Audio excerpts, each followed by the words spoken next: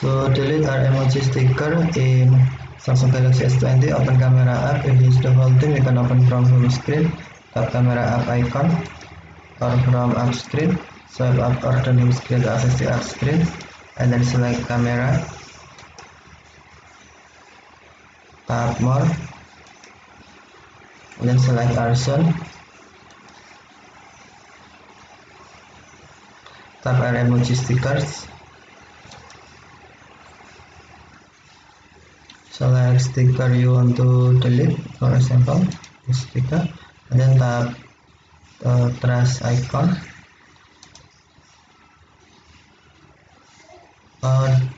or you can also use other method.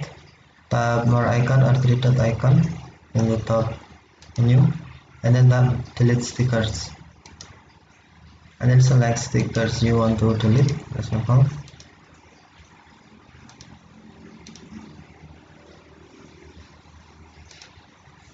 and then tap delete